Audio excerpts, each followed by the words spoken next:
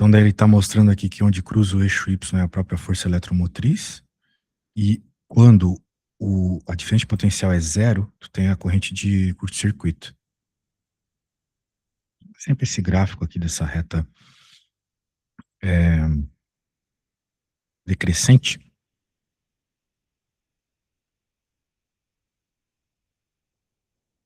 Muito bem. Vamos ver, por exemplo, algum exercício aqui, olha só. Deu esse 100, deu esse 10, a gente já sabe que esse cara aqui está associado com a força eletromotriz, esse 10 aqui com a corrente de curto-circuito. O que ele pergunta? Força eletromotriz e resistência interna.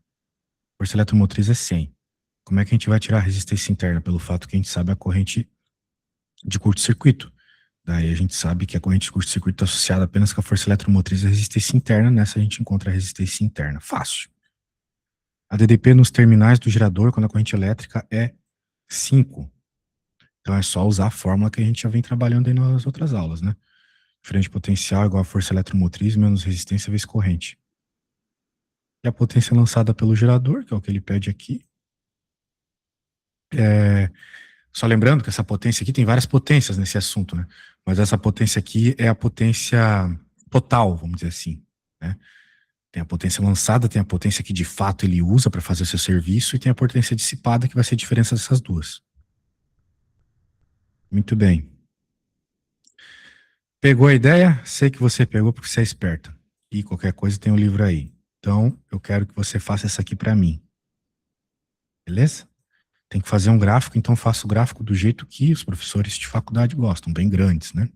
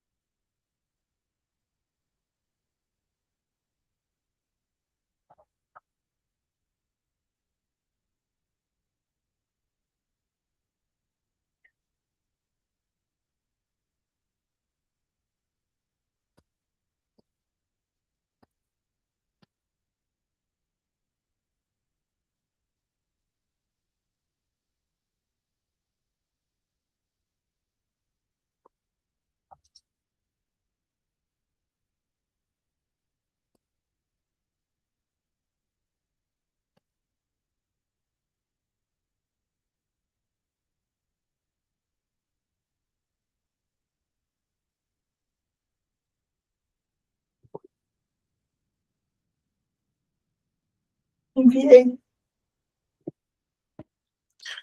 Vejamos. 36,8. Encontrou as coisas lá, perfeito. Nada a acrescentar. Muito bem. Vamos continuando.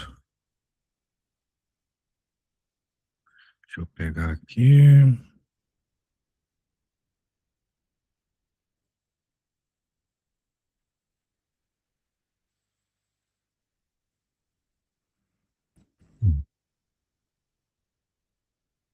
Lady Poilete.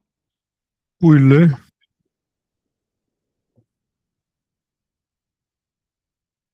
É bem o que ele está falando aqui, né?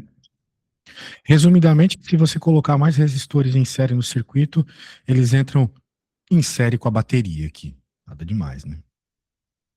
Então, o que vai mudar é que você vai aumentar a resistência do circuito, aumenta ali ah, o R em tudo quanto é situações, por exemplo, na potência, ou seja, na dissipação.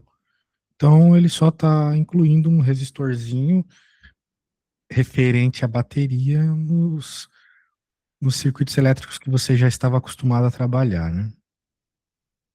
Olha aqui a tal da ponte de Winston. Claro, vai ser ponte de Winston se essa diferença de potencial seria as mesmas, né? Só lembrando.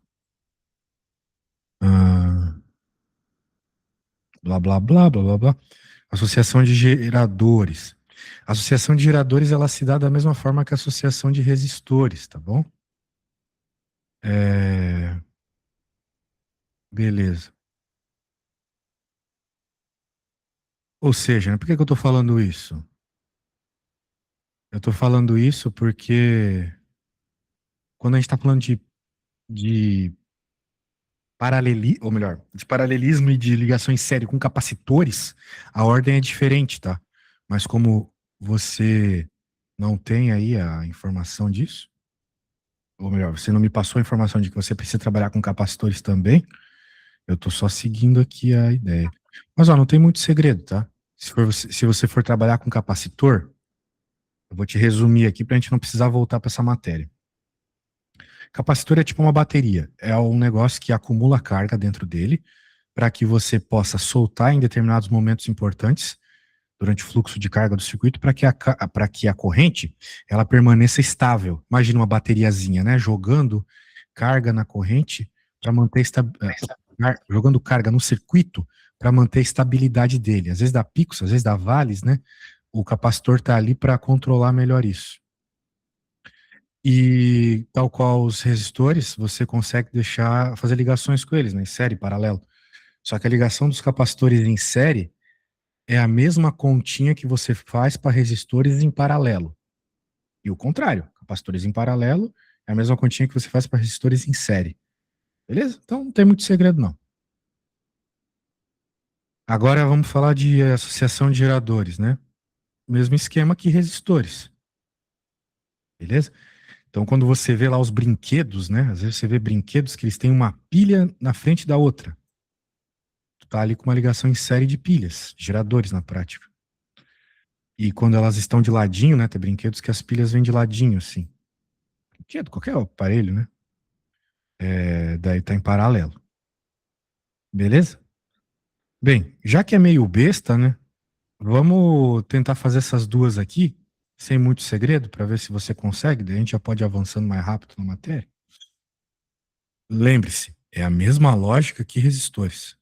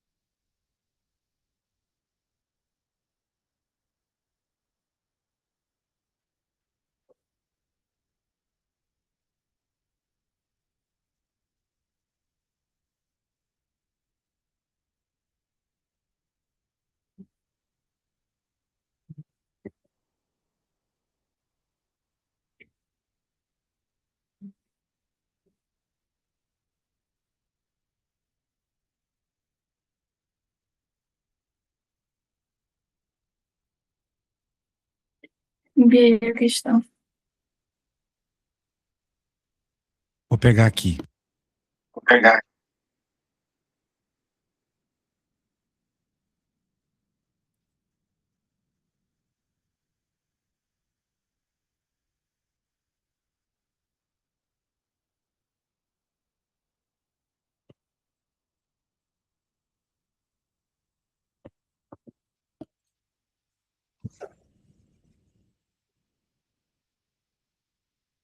Deixa eu ver o que você fez.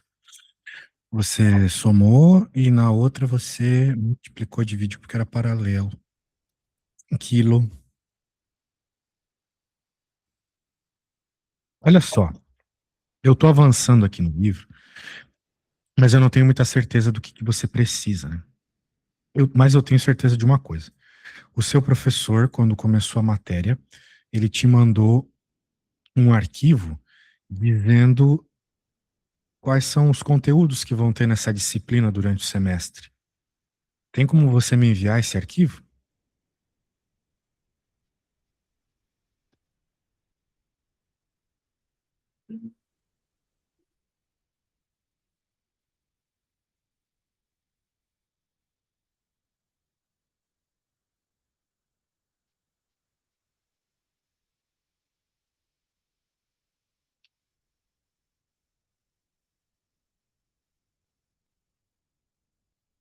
O dessa da matéria que eu tô fazendo agora, eu acabei de enviar. Essa de coisa de Da, circuito, eu da pedi pra. matéria. Ah, tá, isso aí tá bom, já é física, né? Essas coisas que você me mandou são aquilo que a gente já estava trabalhando antes de você me pedir eletromagnetismo, né? Momento, corpos rígidos, ou seja, extensos, né? Onde vão ter rotação, né? Coisas do gênero associadas à rotação. Tem um detalhe que a gente não viu dessa matéria aí de corpos rígidos que eu acho importante. A gente resolveu todos os problemas no ponto de vista da energia, mas a gente não resolveu do ponto de vista da força. E quando a gente está trabalhando de força para corpos extensos, é aí que a coisa costuma ser mais difícil, porque vai ter o torque, tu vai ter que fazer as leis de Newton não só da translação, mas da rotação também. Às vezes não, de modo geral, você é obrigada a fazer a translação, a rotação, porque senão você não vai ter informações suficientes para resolver seu problema. Vamos lá. É... 286. Estou usando o Halliday aqui, que provavelmente é o livro que teu professor usa também.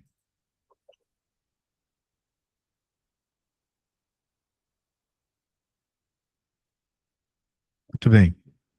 Então ele vai falar algumas coisas. Pô, já tá nisso? Eu tô no capítulo errado? Eu acho que eu tô. Estranho.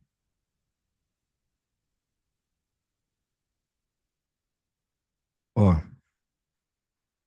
vamos começar com essa bela imagem aqui que eu já te apresentei uma vez, né?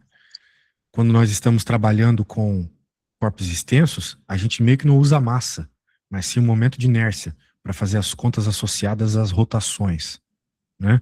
Então, cada corpo, dependendo da geometria, vai ter um momento de inércia diferente. Veja as equações aqui.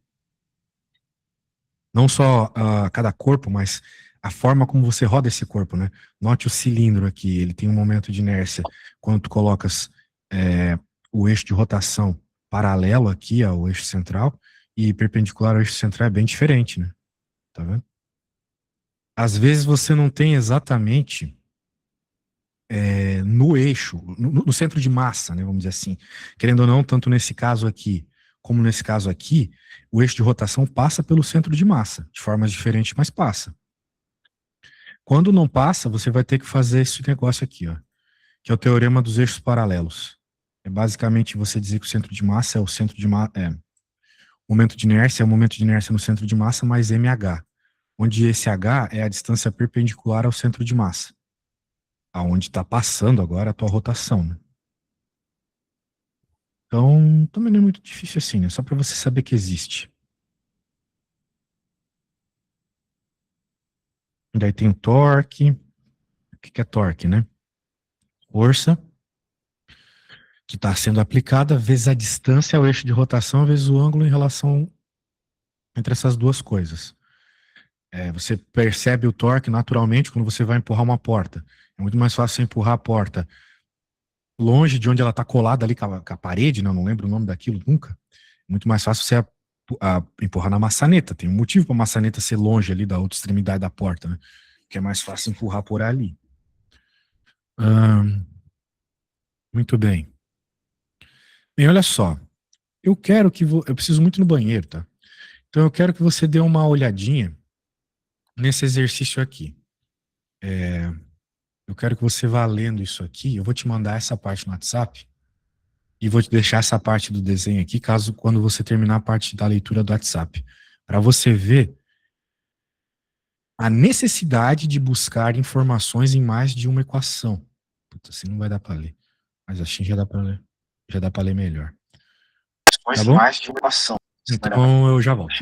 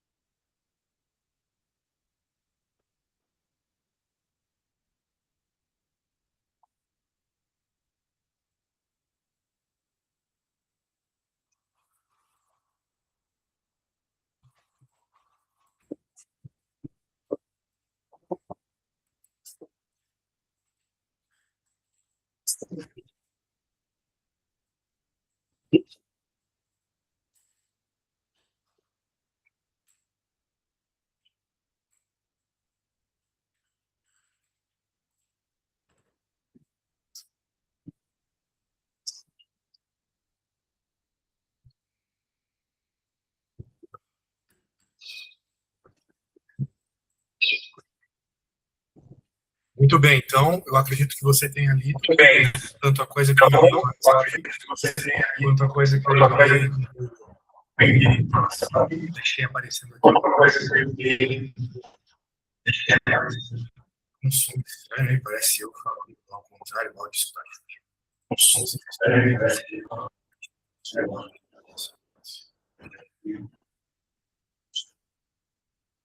O negócio é o seguinte. O negócio é o seguinte.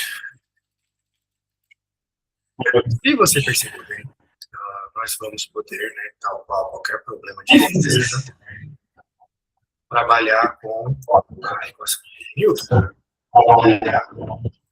Ação menos massa vezes gravidade igual a massa vezes aceleração. Estou aqui de acordo com as informações que o enunciado deu.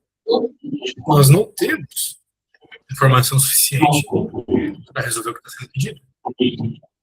Está pedindo, determine a aceleração do bloco.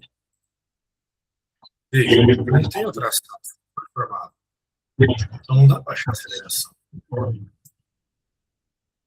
Sendo assim, ele foi agora não só apenas para o movimento translacional, mas para o movimento rotacional. Ele fez o que a gente chama de segunda lei de Newton, a rotação. Então ele escreveu aqui sobre as trações que estão agindo no circuito. A soma, ou melhor, de torques. A soma dos torques é sempre igual ao momento de inércia vezes a aceleração angular. Da mesma forma que a gente tem essa equaçãozinha aqui, ó, somatório das forças igual a massa vezes a aceleração, nós temos o somatório dos torques igual ao momento de inércia vezes a aceleração angular. Beleza? Então, sendo assim, ele vai fazer uma equação. Deixa eu colocar aqui. Essa equação aqui, olha só.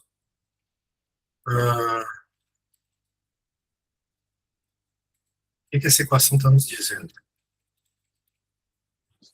Ela está dizendo o seguinte: o torque desse sistema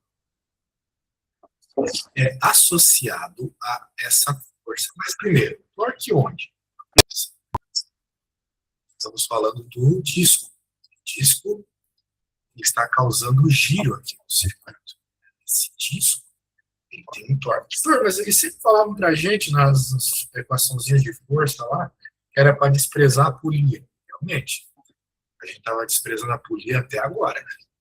Aí agora, nesse assunto aqui, como necessitamos, né, para achar a aceleração, a polia não pode ser desprezada. Então, veja que o sinal do torque aqui, o sinal do torque está negativo. Por que ele está negativo? Porque quando a gente olha para o desenho do disco, a gente entende claramente que o torque é uma força para baixo.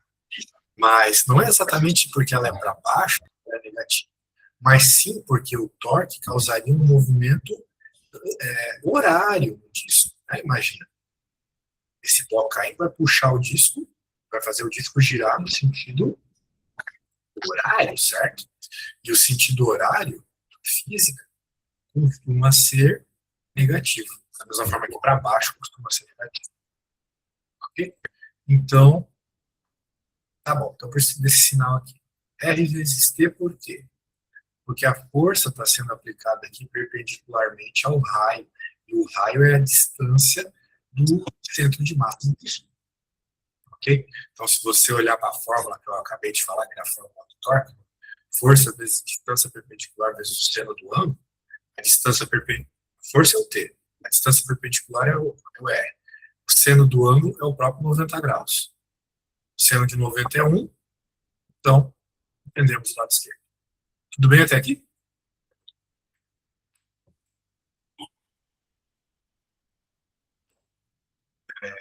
Você falou alguma coisa? Deixa eu ouvir. Pessoa, Alô?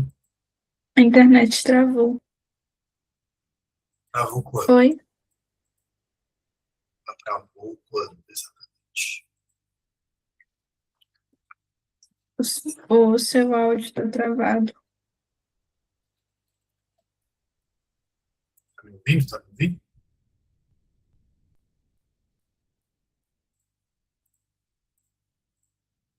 Alô?